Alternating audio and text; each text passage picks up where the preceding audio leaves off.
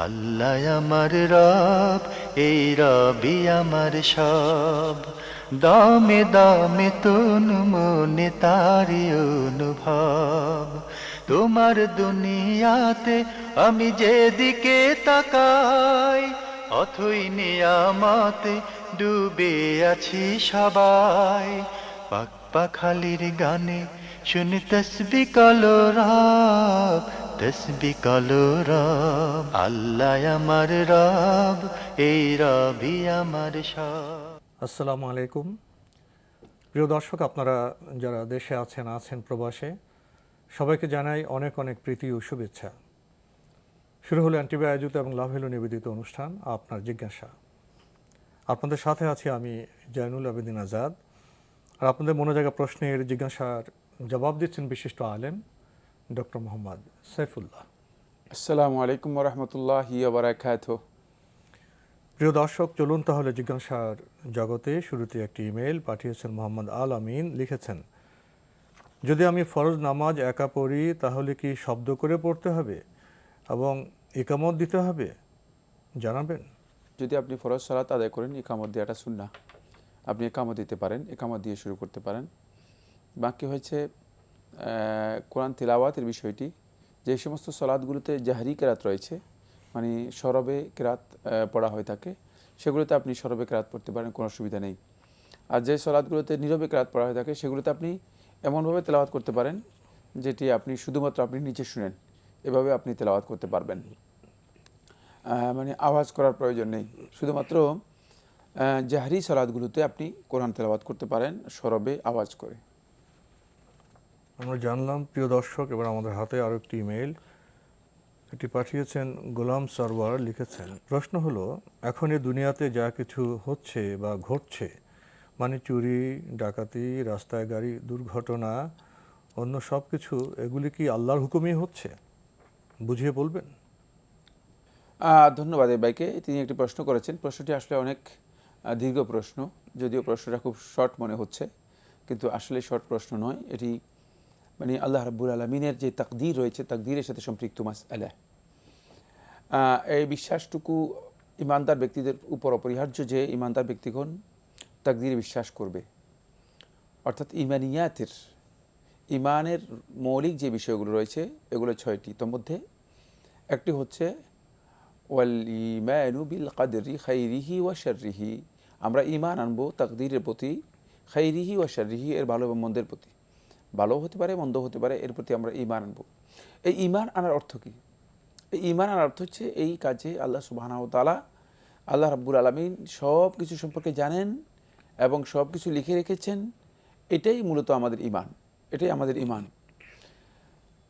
এখানে একটি বিষয় অত্যন্ত গুরুত্বপূর্ণ, সেটা হচ্ছে এই ঈমানের অর্থ এই নয় যে মানে আল্লাহর বান্দাগণ মানে এভাবে এটাকে মেনে নিবে বা এভাবে এটাকে ব্যাখ্যা করবে যে যেহেতু আল্লাহ রাব্বুল আলামিন লিখে রেখেছেন, এই লিখে রাখার কারণেই মূলত আমরা আল্লাহ রাব্বুল আলামিনের লেখা অনুযায়ী আমরা কাজ করতেছি। না, বরং আল্লাহ রাব্বুল আলামিন লেখার বিষয়টি সম্পূর্ণ আল্লাহ রাব্বুল আলামিনের ইলমের সাথে সম্পৃক্ত। আল্লাহ রাব্বুল আলামিনের ইলম, এটি হচ্ছে আল ইলমুল কামিল, পরিপূর্ণ ইলম, যার পূর্ব পর নেই, যার অতীত বর্তমান ভবিষ্যৎ নেই, যার মানে কোনো অর্জন বা অর্জনের আগে পর নেই, মানে অর্জন নয়, এরকম কিছুই নেই। মানে আল্লাহ সুবহানাহু ওয়া তাআলার ইলমের বিষয়গুলো যদি আমরা উপলব্ধি করতে পারি, মানে তাহলে আমরা বুঝতে পারবো যে এটা আল্লাহ রাব্বুল আলামিন জানেন। এই জন্য আল্লাহ সুবহানাহু ওয়া তাআলা এগুলো লিখে রেখেছেন, এগুলো তাকদীরের মধ্যে অন্তর্ভুক্ত এবং এটাতে আমরা বিশ্বাস করি। এখানে আল্লাহ রাব্বুল আলামিনের হুকুম, মানে প্রত্যেকটি কাজের মধ্যেই আল্লাহ রাব্বুল আলামিন হুকমুল কাউনি, মানে কাজ হওয়ার যে হুকুম রয়েছে, এই হওয়ার হুকুম আল্লাহ রাব্বুল আলামিন অবশ্যই থাকবে। মানে হুকুমটা আল্লাহ রাব্বুল আলামিন দুই প্রকার। শেখুল ইসলাম ইবনে তাইমিয়া রাহমাতুল্লাহ আলাইহি উল্লেখ করেছেন, এই হুকুমগুলো আল্লাহ সুবহানাহু ওয়া তাআলার দুই প্রকার। যেমনিভাবে এই বিষয়টি আমরা দেখতে পাবো শরহুল আকিদা তাহাবিয়ার শেষের দিকে এই বিষয়গুলো নিয়ে আলোচনা করা হয়েছে। সেখানেও বলা হয়েছে যে হুকুমটা হচ্ছে দুই প্রকার। আল হুকমুল কাউনি, এই হুকমুল কাউনি হচ্ছে মানে সৃষ্টিগত মানে হুকুম, আল্লাহ তাআলার বিধান, সৃষ্টিগত আল্লাহ রাব্বুল আলামিনের মানে অনুমোদন। সেই অনুমোদনটুকু বা এই বিধানটুকু, ওই অনুমতিটুকু আল্লাহ সুবহানাহু ওয়া তাআলার, এটা সৃষ্টিগত, ওই বস্তুর সৃষ্টির সাথে সম্পৃক্ত, বস্তু হওয়ার সাথে সম্পৃক্ত। সুতরাং এটা মানে বস্তু হওয়ার বিষয়টি আল্লাহ তাআলার হুকুমের সাথে সম্পৃক্ত, কোনো সন্দেহ নেই, সেটা যেই বিষয় হোক না কেন। বাকি আরেকটা হচ্ছে আল হুকমু শারঈ। হুকমু শারঈ হচ্ছে এমন মানে হুকুম, যে হুকুমটা মানে যে কাজটা হওয়ার জন্য আল্লাহ সুবহানাহু ওয়া তাআলা মানে আল্লাহ রাব্বুল আলামিন ইচ্ছা পোষণ করেন এবং আল্লাহ তাআলা এটার প্রতি আল্লাহ তাআলার ইচ্ছা এবং ভালোবাসা রয়েছে, মানে নির্দেশ দিয়েছেন করার জন্য। এটা হচ্ছে হুকমু শারঈ। সেই কাজ মানে এর মধ্যে শুধুমাত্র ভালো কাজগুলো, শুধুমাত্র যেগুলো আল্লাহ রাব্বুল আলামিনের পছন্দনীয় এবং যেগুলোতে আল্লাহ সুবহানাহু ওয়া তাআলার রেদামন্দি রয়েছে, সন্তুষ্টি রয়েছে, সেগুলো এর মধ্যে অন্তর্ভুক্ত হবে। অন্য যে কাজগুলো আছে সেগুলো এর মধ্যে অন্তর্ভুক্ত হবে না। এখানে মানুষের কাজ কি বা মানুষের অ্যাকশনটা কি? মানুষের অ্যাকশন হচ্ছে এখানে মানুষকে আল্লাহ সুবহানাহু ওয়া তাআলা সৃষ্টিগতভাবেই মানে ওই কাজের জন্য মানুষকে ইখতিয়ার দিয়েছেন। মানুষ তার ইখতিয়ারের মাধ্যমে মানে তার স্বাধীন ইচ্ছার মাধ্যমে মানুষ সে কাজের মধ্যে লিপ্ত হয়, স্বাধীন ইচ্ছার মাধ্যমে সে কাজের মধ্যে লিপ্ত হয়। কথা খুবই গুরুত্বপূর্ণ বিষয়, সেটা হচ্ছে এই যে একজন ব্যক্তি লাফ দিয়ে যদি তিনি বাসের নিচে পড়ে যান আর তিনি বাসের নিচে পড়ে মারা যান, এটা তার স্বাধীন ইচ্ছার কারণেই হয়েছে, সে স্বাধীন ইচ্ছা করে বাসের নিচে পড়ে গিয়েছে। আর এই বাসের নিচে পড়ে যাওয়ার এই বিষয়টি আল্লাহ তাআলা ইলমের মধ্যে আছে, কোনো সন্দেহ নেই। বাকি আল্লাহ রাব্বুল আলামিন ইলম তো সে জানে না যে সেই ইলমের কারণে আল্লাহ তাআলার মানে এই বিধান অনুযায়ী সে পড়েছে তার স্বাধীন ইখতিয়ারের মাধ্যমে। স্বাধীন ইখতিয়ারের মাধ্যমে যদি আল্লাহর বান্দা কোনো অপরাধের মধ্যে লিপ্ত হয়, চুরির মধ্যে লিপ্ত হয়, ডাকাতির মধ্যে লিপ্ত হয়, জেনা ব্যভিচারের মধ্যে লিপ্ত হয় অথবা অন্যায় কাজের মধ্যে লিপ্ত হয়, তাহলে এর জন্য অবশ্যই সে জিজ্ঞাসিত হবে এবং এই কাজটি আল্লাহ রাব্বুল আলামিনের তাকদীরের বিষয় থাকবে। এখানে শুধুমাত্র আল হুকমুল কাউনি, হুকমুল কাউনি হচ্ছে সৃষ্টিগত হুকুম আল্লাহ রাব্বুল আলামিনের এর সাথে সম্পৃক্ত হবে, কিন্তু হুকমু শারঈ এর মধ্যে নেই। যেহেতু আল্লাহ সুবহানাহু ওয়া তাআলা এই কাজগুলো পছন্দও করেন না, এই কাজগুলোর মধ্যে আল্লাহ রাব্বুল আলামিনের রেজামন্দি বা সন্তুষ্টি কিছুই নেই। প্রিয় দর্শক, আমরা খুবই গুরুত্বপূর্ণ বিষয়ে অবগত হলাম। এবার আমাদের হাতে একটি দীর্ঘ ইমেইল, এটি পাঠিয়েছেন মোহাম্মদ শামীম। লিখেছেন, আমি লেবানন থাকি। বিষয়টা হলো, আমার মা একজন খাঁটি মাটির মানুষ ছিলেন, গ্রামের সহজ সরল স্বভাবের একজন অশিক্ষিত মানুষ এবং অতি আবেগী এবং ইসলাম ধর্ম সম্পর্কে খুব বেশি কিছু জানেন না। তবে আমি দেখেছি আমার মাকে জায়নামাজে বসে প্রায় কাঁদতে, অনেক কাঁদতেন। এছাড়াও রাতে আমি যখন মায়ের সাথে ঘুমাতাম তখন শুনতাম আমার মা খুব অল্প আওয়াজ করে গজল গাইতেন আর কান্না করতেন। আমি তখন ক্লাস 2-এর ছাত্র। আমি মাকে জিজ্ঞেস করতাম, মা কাঁদো কেন? তখন মা বলতেন, অন্ধকার কবরের কথা স্মরণ করে কাঁদি। বাবা, আমাদের ইসলাম ধর্মের প্রতি আমার মায়ের ভালোবাসা ও শ্রদ্ধা ছিল অতুলনীয়, এখনও তেমনটাই আছে। তবে তার ব্রেন ওয়াশ করছে কিছু মানুষ। আমার মাকে বুঝিয়েছে যে চন্দ্রপড়া নাকি সব কিছু, নাউজুবিল্লাহ। এখন আমার মা খুব সহজে কিছু বিষয়ে শিরক করেন। যেমন আমি বললাম, মা আমি খুব অসুস্থ, তখন মা বলেন দয়াল বাবার কাছে শেফা চাওয়ার জন্য, নাউজুবিল্লাহ। আমি তো জানি শেফার মালিক কেবলমাত্র আল্লাহ সুবহানাহু ওয়া তাআলা, এবং আমার মা সহ আরও যারা আছেন তারা মনে করেন যা কিছু হচ্ছে দুনিয়ায় সব কিছু নাকি তাদের পীর সাহেব দেখতে ও শুনতে পান, নাউজুবিল্লাহ। এছাড়া ওই সকল লোকজনেরা সব কিছুতেই তাদের পীর সাহেবকে আগে রাখেন, নাউজুবিল্লাহ। আমি একদিন চন্দ্রপাড়ার এক বুজুর্গ লোককে একটা প্রশ্ন করলাম, আপনাদের পীর সাহেবের তো দাড়ি নেই। তখন সেই লোক আমাকে বললেন, তোদের চোখ তার দাড়ি দেখবে না। আমি বললাম, কেন? সে বলল, তাদের পীর সাহেবের নাকি গায়েবী দাড়ি আছে, নাউজুবিল্লাহ। এখন আমার প্রশ্ন, এ ধরনের আকীদায় বিশ্বাস করলে কি হবে? আমার মাকে কিভাবে ওখানে যাওয়া ফিরাবো? বাংলাদেশ থেকে এসব ভণ্ডদের বিতাড়িত করা যায় না? এরপরেও আমি আমার মায়ের সাথে কীরূপ ব্যবহার করব? এই অবস্থায় যদি আমার মা মারা যান তাহলে তার কি হবে? ধন্যবাদ। এই ভাইকে একটা ব্যাকগ্রাউন্ড উল্লেখ করেছেন, অনেক বিস্তারিত। বাকি প্রশ্নে আসি আমরা, অত বিস্তারিত আমরা আলোচনায় যাব না এই পয়েন্টে। প্রথম কথা হচ্ছে, মানে এই সমস্ত লোকগুলো বা এই পর্যায়ের প্রতারক যারা আছে, ধর্ম ব্যবসায়ী যারা রয়েছে, যারা ধর্মকে নিজের স্বার্থে ব্যবহার করে থাকে, এরাই মানে শুধুমাত্র নিরীহ সাধারণ স্বভাবের মানুষ, সরলবনা মানুষদেরকে মানে বিভিন্নভাবে বিভ্রান্ত পথভ্রষ্ট করে যাচ্ছে। কারণ এই সরলবনা মানুষগুলো যেহেতু কোরআন হাদিসের জ্ঞান রাখে না, ইসলাম সম্পর্কে তাদের অত স্টাডি নেই, তাদেরকে বিভিন্নভাবে বুঝিয়ে মানে এদের কিছু মানে প্রচারক আছে, এদের কিছু মানে সহযোগী আছে, যারা মানে এদের ফজিলত, এদের গুরুত্ব, মানে এদের বিভিন্ন কারামতের কথা, বিভিন্ন মানে বৈশিষ্ট্যের কথা উল্লেখ করে এই সমস্ত সরল মনা মানুষদেরকে বিভ্রান্ত পথভ্রষ্ট করে। দুর্ভাগ্যের বিষয় হচ্ছে এই পথভ্রষ্টতার বিষয়টি যদি শুধুমাত্র ইবাদতের ক্ষেত্রে হতো, শুধুমাত্র আখলাকের ক্ষেত্রে হতো, নিছক কোনো বিষয়ের ক্ষেত্রে হতো, তাহলে কোনো আপত্তি থাকতো না।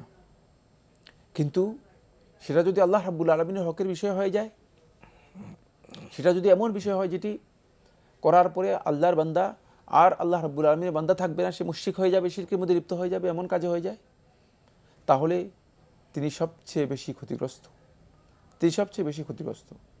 আর এমনটাই আপনার প্রশ্নের মধ্যে আমরা উপলব্ধি করতে পেরেছি যে আপনার মাকে মূলত সরল মনা হওয়া সত্ত্বেও মানে স্বাভাবিকভাবে ইসলাম সম্পর্কে জ্ঞান রাখেন না, অনুরাগ আবেগ ছিল, কিন্তু তাকে বুঝিয়ে মিসগাইড করা হয়েছে এমনভাবে যে শেষ পর্যন্ত তিনি মানে এই বিশ্বাসে উপনীত হয়েছেন যে এই পৃথিবীর মধ্যে যা কিছু হচ্ছে, যা ঘটছে, যা চলছে, সব কিছুর সাথে দয়াল বাবার সম্পর্ক রয়েছে, মানে দয়াল বাবার কর্তৃত্ব রয়েছে। নাউজুবিল্লাহ মিন যালিক। যদি এই আকীদা তিনি পোষণ করেন, তাকে মেহেরবানি করে বোঝানোর জন্য চেষ্টা করুন যে দয়াল বাবা যদি সব কিছু করে, তাহলে আল্লাহ তারা কি করছেন, মানে আল্লাহ রাব্বুল আলামিন কোথায়, আল্লাহ রাব্বুল আলামিনের কর্মটা কি? আল্লাহ রাব্বুল আলামিনের কোনো কর্ম নেই? আল্লাহ রাব্বুল আলামিনের কর্ম তো রয়েছে। আল্লাহ রাব্বুল আলামিন এই বিশ্ব মানে জাহানকে, সব কিছুকে, গোটা মাখলুকাতকে, এবং কি মানুষ এবং জিনদেরকে আল্লাহ সুবহানাহু ওয়া তাআলা তিনিই তো পরিচালনা করছেন। ইউদাব্বিরুল আমরা কুল্লাহ, সব কিছুকে তিনিই তো নিয়ন্ত্রণ করছেন। সব কিছু আল্লাহ সুবহানাহু ওয়া তাআলা নিয়ন্ত্রণের মধ্যে রয়েছে। লাহু মাকালিদুস সামাওয়াতি ওয়াল আরদ, কোরআনে কারীমে মধ্যে আল্লাহ সুবহানাহু ওয়া তাআলা স্পষ্ট করে বলেছেন, আসমান জমিনের যত কর্তৃত্ব রয়েছে, সব কিছুর পরিপূর্ণ নিয়ন্ত্রণ একমাত্র আল্লাহ রাব্বুল আলামিনের হাতে রয়েছে। সুতরাং আপনি এটা বোঝানোর জন্য চেষ্টা করুন অত্যন্ত শালীন সুন্দরভাবে, অত্যন্ত বিনয়ের সাথে আপনার মাকে, যে আপনি যে বলতেছেন দয়াল বাবা করতেছে যে কাজগুলো, তো দয়াল বাবা যদি এগুলো সব কিছু করে, তাহলে মানে আল্লাহ রাব্বুল আলামিন কি করছেন? আল্লাহ আমার রব, এই রবি আমার সব। আল্লাহ আমার রব, এই রবি আমার সব। বলছিলেন সবে যদি দয়াল বাবা করে, পীর সাহেব করে, তা আল্লাহ কি করবে? আল্লাহ কি করবেন? জি, মানে এটি হলো প্রথম পয়েন্ট। দ্বিতীয় নম্বর যে পয়েন্টটা আমরা আলোচনা করতে চাই সেটা হচ্ছে মানে দয়াল বাবা মানে নিজের ব্যাপারে তিনি কি করতে পারতেছেন, মানে সেটাও মানে বোঝা দরকার। তিনি তো ভক্তদের অর্থকরীতে চলছেন। তিনি যদি নিজের কাজটা নিজেই সম্পাদন করতে পারতেন, কোনো ধরনের মানে হেল্প ছাড়া, কোনো ধরনের সহযোগিতা ছাড়া, ভক্তদের কোনো সহযোগিতা ছাড়া, তাহলে বোঝা যেত যে দয়াল বাবার সব কিছু করার ক্ষমতা আছে, অথবা অন্ততপক্ষে নিজের কাজটা করার ক্ষমতা আছে। আমরা দেখতে পাই দয়াল বাবার তো খাবারের যে আয়োজন রয়েছে, সেই আয়োজনও তো তিনি করতে পারেন না।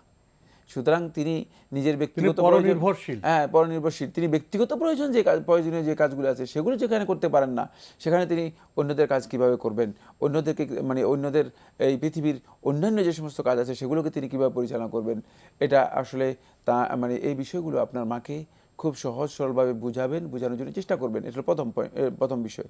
দ্বিতীয় যে বিষয়টি আপনি প্রশ্ন করেছেন সেটা হচ্ছে আপনি মায়ের সাথে কি আচরণ করবেন। আপনার মায়ের এই আচরণটুকু শিরক, কোনো সন্দেহ নেই। মানে তিনি যেই আকীদা বিশ্বাস পোষণ করেন, অথবা যে আকীদা তিনি পৌঁছে গিয়েছেন সেটা, এবং তার সাথী যারা আছে এদের আকীদা শিরকি আকীদার মধ্যে রয়েছে। আর এই আকীদা পোষণ করে যদি তাদের মৃত্যু হয়, তাহলে মুশরিক অবস্থা তাদের মৃত্যু হবে। যদি তওবা না করে থাকেন, তাহলে তারা কোনোদিন জান্নাত পাবে না, এবং আল্লাহ রাব্বুল আলামিনের কাছে কোনোভাবেই ক্ষমা পাবে না। এটি কোরআনে কারীমের অসংখ্য আয়াতের মাধ্যমে সাব্যস্ত হয়েছে। আল্লাহ সুবহানাহু ওয়া তাআলা বলেছেন কোরআনের মধ্যে, ইন্নাহু মান ইউশরিক বিল্লাহি ফাকাদ হারামাল্লাহু আলাইহিল জান্নাহ ওয়া মাওয়াহুন নার ওয়া মা লিয-যালিমিনা মিন আনসার, যে আল্লাহ রাব্বুল আলামিনের সাথে শিরক করবে, আল্লাহ সুবহানাহু ওয়া তাআলা জান্নাত মানে তার উপর হারাম করে দিবেন, জান্নাত পাওয়ার আর কোনো সুযোগ তা থাকবে না, স্কোপ থাকবে না। সুতরাং এটি ক্ষমাও পাবে না এবং জান্নাতও পাবে না, বরং তার গন্তব্য মূলত জাহান্নাম হবে, এতে কোনো সন্দেহ নেই। আপনার আচরণ আপনার মায়ের প্রতি যেটি হবে সেটা হচ্ছে ওয়াকুল্লাহুমা কাউলান মারুফা, তাদের সাথে আপনি আচরণ যখন করবেন, সেই আচরণটুকু হবে মূলত সঙ্গত আচরণ। এক্ষেত্রে আপনি তার সাথে দুর্ব্যবহার করতে পারবেন না। ওয়াসাহিবহুমা ফিদ দুনিয়া মারুফা, আল্লাহ সুবহানাহু ওয়া তাআলা বারবার এই কথাটি বলেছেন যে দুনিয়াতে তাদের সাথে যখন আচরণ করবে, সদাচরণ করবে, ভালো আচরণ করবে, সঙ্গত আচরণ করবে। তাই আপনি মায়ের সাথে আপনার আচরণটা হবে সঙ্গত, এবং মায়ের যে হক আছে সেই হকগুলো আপনি আদায় করে দেওয়ার জন্য চেষ্টা করবেন। আর বিনীতভাবে মাকে বোঝানোর জন্য চেষ্টা করবেন যে মা, আপনি যে বক্তব্যগুলো দিচ্ছেন এই বক্তব্যগুলো সঠিক নয়, কারণ জান্নাত এবং জাহান্নামের মালিক হচ্ছেন আল্লাহ, এই গোটা সৃষ্টি জগতের মালিক হচ্ছেন আল্লাহ, দয়াল বাবার মালিকও হচ্ছেন আল্লাহ। সুতরাং কিভাবে দয়াল বাবা মানে আপনাদের ইবাদত গ্রহণ করতে পারে, অথবা কিভাবে দয়াল বাবা এই সব কিছুকে নিয়ন্ত্রণ করতে পারে, এটা আপনি কিভাবে চিন্তা করতেছেন? তাহলে আল্লাহ সুবহানাহু ওয়া তাআলা যে মানে এগুলোর কর্তৃত্ব আল্লাহ রাব্বুল আলামিনের কোথায় যাবে, মানে এই বিষয়গুলো যদি তাকে বুঝাতে পারেন, হয়তো হতে পারে আল্লাহ সুবহানাহু ওয়া তাআলা যদি হেদায়েতের পথ মুক্ত করে দেন তার জন্য, তাহলে তিনি হেদায়েত লাভ করতে পারে। পাশাপাশি একটি বিষয় অত্যন্ত গুরুত্বপূর্ণ, সেটি হচ্ছে এই সমস্ত ক্ষেত্রে আল্লাহ রাব্বুল আলামিনের কাছে ফরিয়াদ করতে পারেন, আল্লাহ রাব্বুল আলামিনের কাছে কাঁদতে পারেন যে রাব্বুল আলামিন, আমার মা হেদায়েত থেকে মাহরুম হয়ে গিয়েছে, বিভিন্ন ষড়যন্ত্রকারী প্রতারকদের প্রতারণার মাধ্যমে আমার মাকে মিসগাইড করে দিয়েছে। সুতরাং এক্ষেত্রে মেহেরবানি করা আমার মাকে আবার হেদায়েতের পথে যাতে করে সে আসতে পারে সেই তৌফিক দান করো। এটা আল্লাহ তাআলার কাছে বেশি বেশি করে দোয়া করবেন। অবশ্যই আল্লাহ সুবহানাহু ওয়া তাআলা বান্দাদের দোয়া শুনেন এবং আল্লাহ রাব্বুল আলামিন বান্দাদের দোয়া কবুল করেন। সেক্ষেত্রে হতে পারে যে আল্লাহ সুবহানাহু ওয়া তাআলা তার দোয়া, আপনার দোয়া কবুল করে আপনার মাকে আবার হেদায়েতের পথে ফিরে আসার তৌফিক দিতে পারেন। এবার আমাদের হাতে আরেকটি ইমেইল, এটি পাঠিয়েছেন মোহাম্মদ আব্দুল গনি। লিখেছেন, একসময় আমি অনেক বাজে শিরকি চিন্তা করতাম, যা প্রকাশ করা খুবই লজ্জাজনক। বর্তমানে আমি সেই চিন্তাগুলিকে আল্লাহর ভয়ে মন থেকে বাদ দিতে চাচ্ছি, কিন্তু সেই চিন্তাগুলো কোনোভাবে মন থেকে যাচ্ছে না। আমার মনের এরকম অবস্থা থাকাকালে যদি কোনো সময় আমার মৃত্যু হয়, সেক্ষেত্রে কি পরকালে আমি কাফির হিসেবে সাব্যস্ত হব? খুব সুন্দর প্রশ্ন করেছেন। আপনার মনের মধ্যে কিছু শিরকি ওয়াসওয়াসা এসে যায়, মানে এগুলো মানে ওয়াসওয়াসা বলা হয় থাকে, প্রতারণা বা প্ররোচনা, মানে এ ধরনের ওয়াসওয়াসা যদি কারো অন্তরের মধ্যে এসে যায়, তাহলে তিনি আসার সাথে সাথেই আল্লাহ রাব্বুল আলামিনের কাছে ইস্তেআজা করবেন, মানে আল্লাহ রাব্বুল আলামিনের কাছে আশ্রয় প্রার্থনা করবেন। ইস্তেআজা হচ্ছে আশ্রয় প্রার্থনা করা। আল্লাহ রাব্বুল আলামিনের কাছে ইস্তেআজা করবেন, আশ্রয় প্রার্থনা করবেন, যেটি আল্লাহ সুবহানাহু ওয়া তাআলা শিক্ষা দিয়েছেন। আউযু বিল্লাহি মিনাশ শাইতানির রাজিম, এই ইস্তেআজা করতে পারেন। অথবা আর অন্য যেগুলো হাদিসের মধ্যে রয়েছে যে ইস্তেআজাগুলো রয়েছে সেগুলো করতে পারেন। আল্লাহ সুবহানাহু ওয়া তাআলা বলেছেন যে আল্লাহ রাব্বুল আলামিন, আল্লাহর বান্দাগণ যখন ইস্তেআজা করেন অথবা ইস্তেগাসা করেন, আল্লাহ রাব্বুল আলামিনের কাছে পরিত্রাণ কামনা করেন অথবা আল্লাহ রাব্বুল আলামিনের কাছে আশ্রয় কামনা করেন, আল্লাহ সুবহানাহু ওয়া তাআলা আল্লাহ রাব্বুল আলামিনের বান্দাদেরকে আল্লাহ রাব্বুল আলামিন আশ্রয় নিয়ে আসেন, নিজের আশ্রয় নিয়ে আসেন, দোয়া কবুল করেন। সুতরাং আপনি এই ইস্তেআজাটুকু করবেন। হ্যাঁ, ইস্তেআজার মৌলিক বিষয়গুলো আল্লাহ সুবহানাহু ওয়া তাআলা অত্যন্ত সুন্দরভাবে কোরআনে কারীমের শেষ দুটি সূরার মধ্যে শিক্ষা দিয়েছেন। সূরাতুল ফালাক এটা ইস্তেআজা এবং সূরাতুন নাস এটা ইস্তেআজা। কুল আউযু বিরাব্বিল ফালাক মিন শাররি মা খালাক, এই সূরাটি আপনি পুরোটা পড়তে পারেন। কুল আউযু বিরাব্বিন নাস মালিকিন নাস ইলাহিন নাস, আপনি এই সূরাটি পুরোটা পড়তে পারেন। এটাও ইস্তেআজার পরিপূর্ণ রূপ এবং এই ইস্তেআজাটুকু আপনি করতে পারেন, আল্লাহ রাব্বুল আলামিনের আশ্রয় প্রার্থনা করতে পারেন। তাহলে দেখবেন যে ইনশাআল্লাহ তাআলা ইস্তেআজা করলে আস্তে আস্তে শয়তান যেই ওয়াসওয়াসা আপনার অন্তরের মধ্যে দিচ্ছে, সেই ওয়াসওয়াসা শয়তান দিতে পারবে না। শয়তানের ওয়াসওয়াসা থেকে আপনি মানে নিজেকে দূরে সরাতে পারবেন। শয়তানের ওয়াসওয়াসা থেকে আপনি দূরে সরতে পারলে অবশ্যই আপনি হেদায়েতের পথে আবার অগ্রসর হতে পারবেন এবং এটা আপনার জন্য সহজ হবে। তবে ইস্তেআজা করার পরে যদি আপনার মৃত্যু হয়ে যায়, অবশ্যই আল্লাহ রাব্বুল আলামিন আল্লাহর বান্দাকে পাকড়াও করবেন না। এজন্য আপনি মানে কাফির হিসেবে অথবা অবাধ্য বান্দা হিসেবে অথবা আল্লাহ রাব্বুল আলামিনকে অস্বীকারী বান্দা হিসেবে আপনি মানে বিবেচিত হবেন না, যেহেতু আপনি আল্লাহ তাআলার আশ্রয় নিয়েছেন মানে ওয়াসওয়াসা থেকে।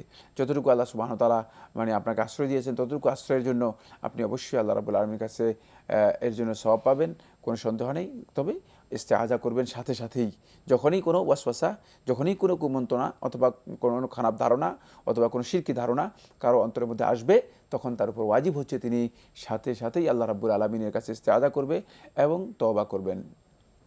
প্রিয় দর্শক, আমরা একটি খুবই গুরুত্বপূর্ণ বিষয়ে জানলাম।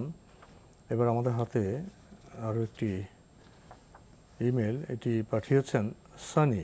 লিখেছেন, জনাব, আমি একটা প্রশ্ন নিয়ে খুব বিপদে আছি। প্রশ্ন হলো, আমার বউ মাঝে মাঝে আবেগপ্রবণ হয়ে খুব বেশি মায়া করে আমাকে আদরের বাচ্চা, আমার আব্বুটা ইত্যাদি বলে ডাকে। এতে কোনো সমস্যা হবে কি? দয়া করে জানাবেন। এভাবে প্রশ্ন করেছেন, একটা অদ্ভুত প্রশ্ন করেছেন। আসলে মানে আমাদের অনেক বেশি ভারসাম্য থাকে না, ভালোবাসা করতে গিয়ে অনেক বেশি যে ভারসাম্য আবেগপ্রবণ হওয়া যাবে না, আবার একবারে নির্দয় মানে আবেগহীন হওয়া যাবে না। মানে বিষয়গুলোর মধ্যে সব কিছুর মধ্যে একটা লিমিটেশন রয়েছে, প্রত্যেকটা জিনিসের মধ্যে লিমিটেশন আছে। লেকুল্লি শাইইন হাদ্দুন, প্রত্যেকটা জিনিসের একটা সীমা রয়েছে। আল্লাহ সুবহানাহু ওয়া তাআলা এই সীমা দিয়েছেন। তারপরে বলেছেন ওয়ালা তা'তাদু ইন্নাল্লাহা লা ইউহিব্বুল মু'তাদিন, তোমরা সীমা লঙ্ঘন করো না। আল্লাহ তাআলা সীমা লঙ্ঘনকারীদের পছন্দ করেন না। এখানে আপনার বউয়ের কথা বলেছেন, তাকে বোঝানোর জন্য চেষ্টা করুন যে মানে এটা অনেকটা সীমা লঙ্ঘনের মতো, সুতরাং এই ধরনের সীমা লঙ্ঘন করা স্বামীকে উচিত না। বাচ্চা কিভাবে বলবে, আব্বু কিভাবে বলবে, মানে এই যে আপনার ভালোবাসাটা, তো এই জন্য তো সঙ্গত ভাষা আছে। এর জন্য বাংলা ভাষায় তো আর অনেক শব্দ আছে, অনেক শব্দ আছে, অনেক আবেগটা কিছু আছে। প্রকাশের যথা বিষয়ে যথা শব্দ চয়ন করেন, সে ভাষায় কথা বলেন, সে তো ভালো হবে। ভালো হবে, জি। এই জন্য এই ধরনের বক্তব্য মানে যদি দিয়ে থাকে, সেক্ষেত্রে তাকে বোঝানোর জন্য চেষ্টা করবেন যে না, এটা সঙ্গত নয়, এটা আবেগ হলে চলবে না, শুধু আবেগ দিয়ে এটা করার সুযোগ নেই। মানে ইসলাম এই ধরনের বিষয়কে অনুমোদন দেয় না, এবং এটা কোনোভাবেই উচিত নয় যে এই ধরনের কথা বলা। যদি কোনো কারণে এরপরেও আবেগের কারণে ভুলবশত মুখ থেকে এসে যায়, আল্লাহ তাআলার কাছে তওবা করে নিলে যথেষ্ট হবে। এতে কোনো সেটা কখনো এতে কখনো এটাকে নিয়মিত তো করাই যাবে না, নিয়মিত করার বিষয় না। কখনো যদি ভুলে চলে আসে আর কি, তাহলে সেক্ষেত্রে আল্লাহ তাআলার কাছে তওবা করে নেবেন, এবং তিনি মানে এই ধরনের কাজ রিপিট করবেন না, এই ধরনের কাজ, এই ধরনের কথা রিপিট করবেন না। তো আজকে আমাদের এখানে শেষ করতে হচ্ছে। আপনাকে অনেক আপনাকে অশেষ ধন্যবাদ। প্রিয় দর্শক, আমরা এতক্ষণ দেখছিলাম এনটিভি আয়োজিত এবং লাভেল নিবেদিত অনুষ্ঠান আপনার জিজ্ঞাসা। আমাদের এই অনুষ্ঠান আপনারা এনটিভি অনলাইনেও দেখতে পারবেন, ভিজিট করবেন www.ntvbd.com। এছাড়া ইউটিউবে এবং আমাদের ভেরিফাইড ফেসবুক পেজেও আমাদের অনুষ্ঠান আপনারা দেখতে পারবেন। শেষে এসে আমরা আবেগ নিয়ে একটি প্রশ্ন পেলাম।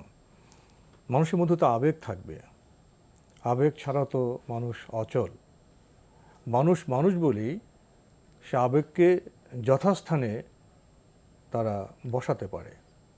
যার সাথে যে সম্পর্ক, সে সম্পর্ক প্রকাশের, আবেগের বন্ধনে আবদ্ধ করার জন্য তো যথাযথ ভাষা আছে। ভাষার মাধ্যমে আমরা নিজেদেরকে ব্যক্ত করি। ভুল ভাষায় কথা বললে তো সমাজের ঝগড়া বিবাদ এবং আইনের দরজাও যেতে হয়। আসলে এসব বিষয়ে আমরা সচেতন হই এবং যথা বিষয়ে আমরা যথা শব্দ প্রয়োগ করি। চিঠি লিখুন, প্রশ্ন পাঠান আমাদের ঠিকানায়। পরিচালক আপনার জিজ্ঞাসা, এনটিভি, বিএসসি ভবন, 7ম তলা, 102 কাজী নজরুল ইসলাম এভিনিউ, কারওয়ান বাজার, ঢাকা 1215। আপনারা ইমেলও করতে পারেন। আমাদের ইমেল অ্যাড্রেস আপনার জিজ্ঞাসা @ntvbd.com। প্রিয় দর্শক, মহান আল্লাহ আমাদের সবাইকে নিরাপদে রাখুন শান্তিতে। আসসালামু আলাইকুম। আল্লাহ আমার রব, এই রবি আমার সব, দামে দামে তুন মনে তারি অনুভব। আল্লাহ আমার রব, এই রবি আমার সব।